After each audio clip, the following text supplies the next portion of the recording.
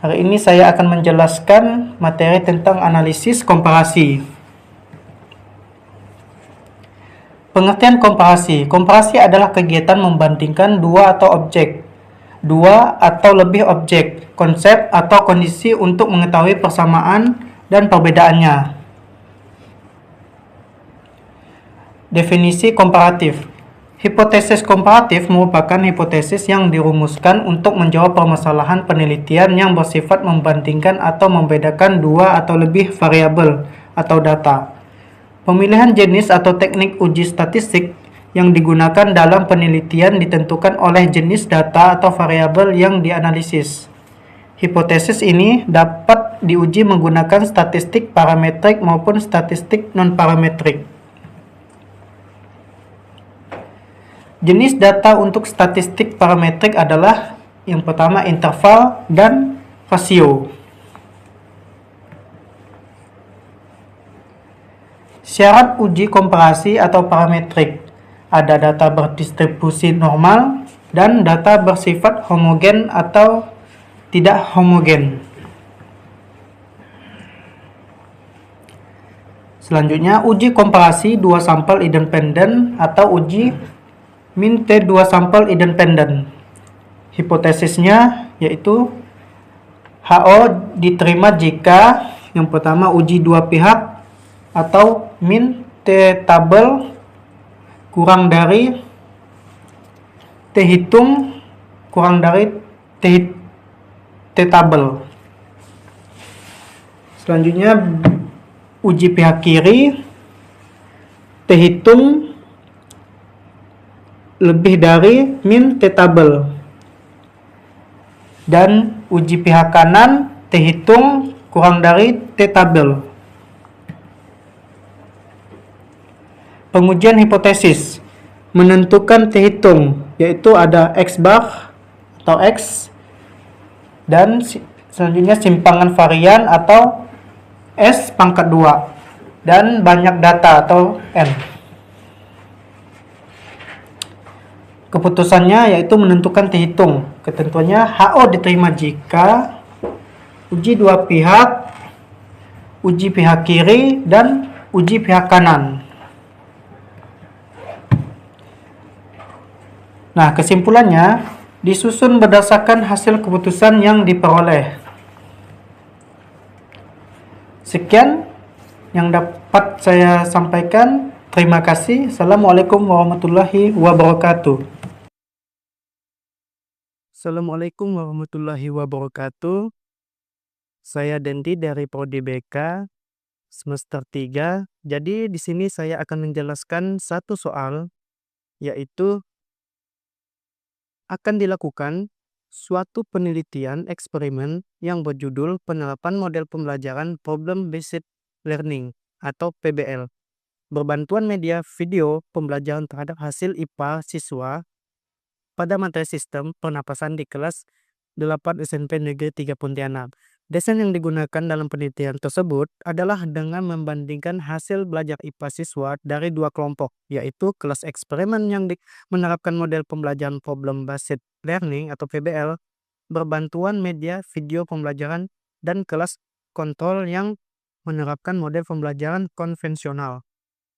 Proses pengambilan data dilakukan dengan memberikan tes hasil belajar IPA kepada siswa setelah diterapkannya kedua model pembelajaran tersebut di kelas masing-masing atau per tes.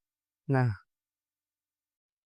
jadi rumusan masalahnya, apakah terdapat perbedaan hasil belajar IPA siswa yang signifikan antara penerapan model pembelajaran Problem Based Learning atau PBL berbantuan media video pembelajaran dengan model pembelajaran konvensional pada materi sistem penapasan di kelas 8 SMP Negeri 3 Pontianak. Nah, jadi di sini saya akan memulai dengan datanya.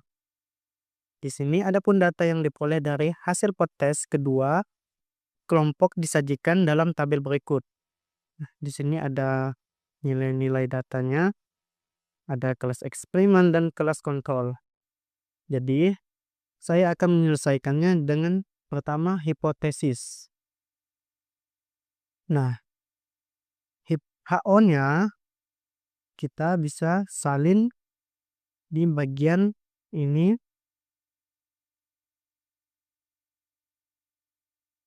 Kita copy,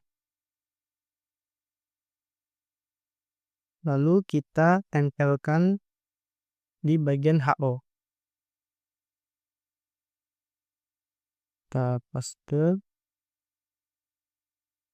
Nah, di sini terdapat HO yang kita tambahkan menjadi tidak terdapat.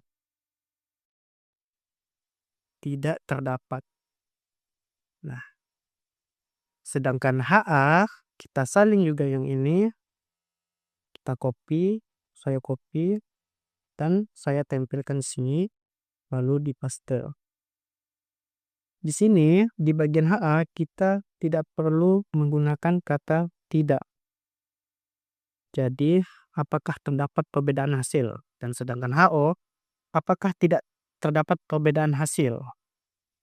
Nah, selanjutnya, bagian pengujian hipotesis.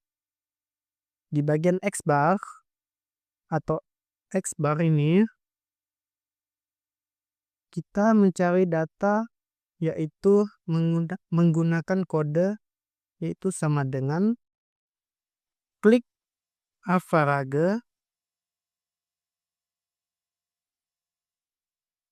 lalu saya blok bagian kelas eksperimen, lalu tekan enter dan mendapatkan hasil 86,6,6. Dan bagian B, kodenya kita bisa seperti sama, yaitu sama dengan Avarage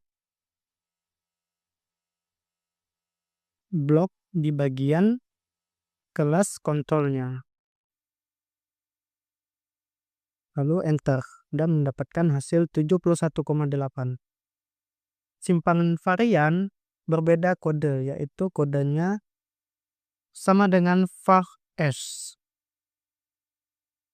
Klik sama dengan, lalu ketik var yang ada di sini yaitu var s. Nah, seperti tadi yaitu blok di bagian kelas eksperimen. Tekan enter, mendapatkan 7,54. Dan selanjutnya seperti tadi yaitu sama dengan terus var s dan blok bagian kelas kontrolnya. Lalu tekan enter mendapatkan 5,6. Nah, selanjutnya banyak data tersebut adalah nilai yang terletak pada tabel tersebut. Yaitu ada 15 dan sini 15. Jadi lalu saya isi 15 data dan di sini 15 data.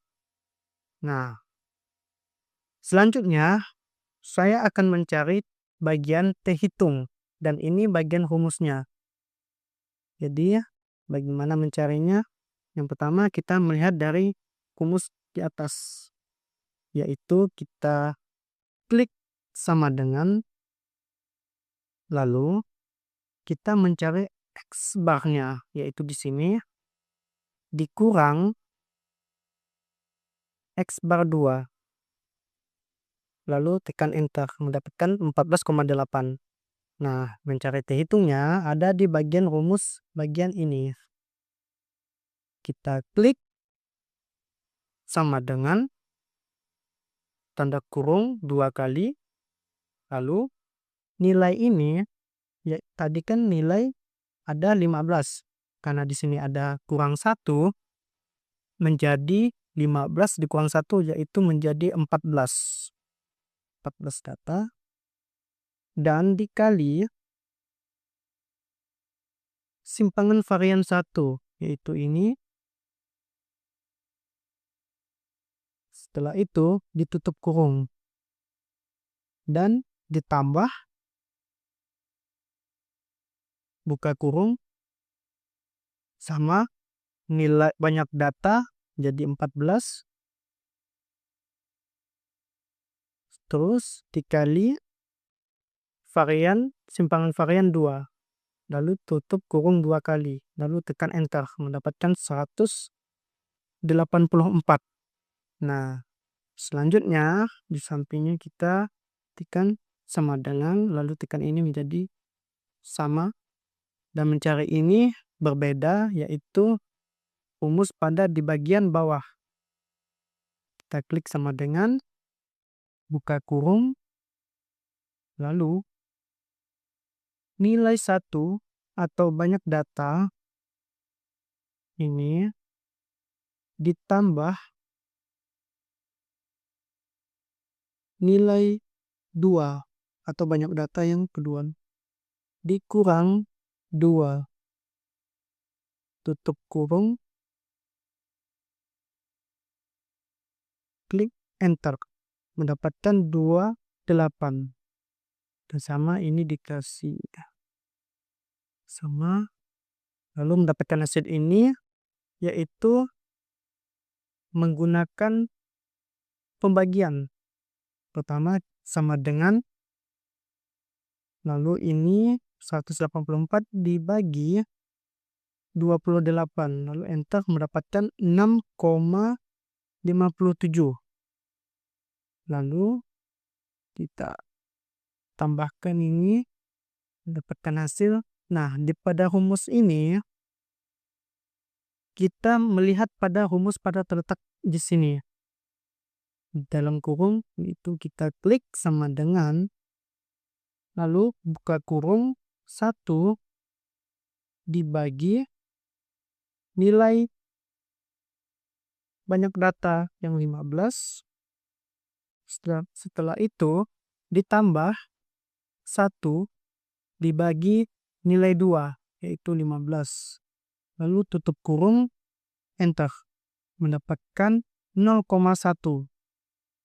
Selanjutnya sama dengan, klik ini, enter. Nah, hasil ini kita kalikan antara ini 6,57 dan 0,1. Klik sama dengan, lalu klik ini dikali 0,1, enter, mendapatkan 0,87. Selanjutnya sama dengan, klik ini menjadi 14,8. Nah, dan hasil ini kita menggunakan kode, yaitu kode SQRT. SQRT. Lalu kita klik di bagian samping ini, yaitu 0,87. Lalu enter, mendapatkan 0,93.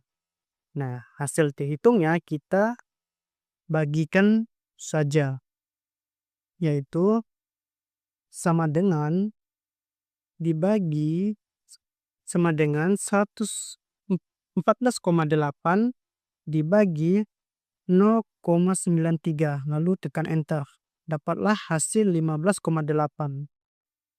Nah, selanjutnya di bagian DK, N1 tambah N2 1 dikurang 2.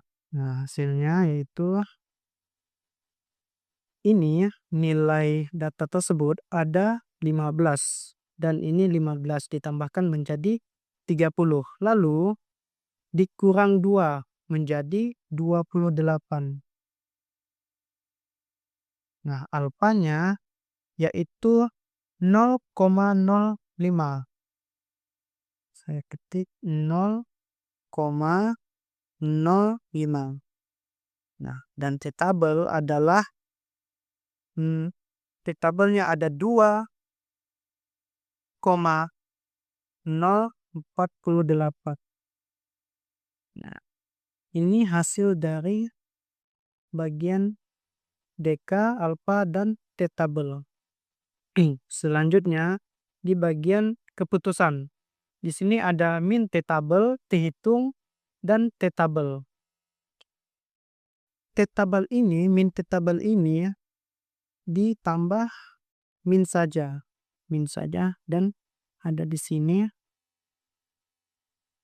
Jadi kita tulis 2,048 0,048. Nah, terhitungnya yang di sini hasil dari sini 15,8111. 15,8111. Dan tabel ini yaitu ada di sini ya. 2,00448. Nah, jadi ketentuannya adalah HO diterima jika min tabel kurang dari T hitung dan kurang dari T tabel. Nah, jadi HO ini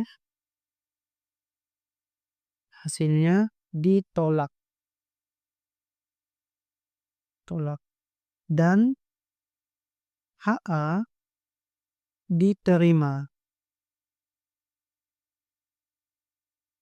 Nah, di sini kita kasih simbol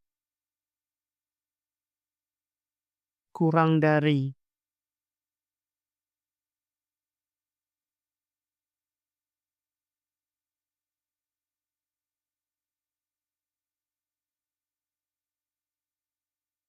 Kalau ini lebih dari.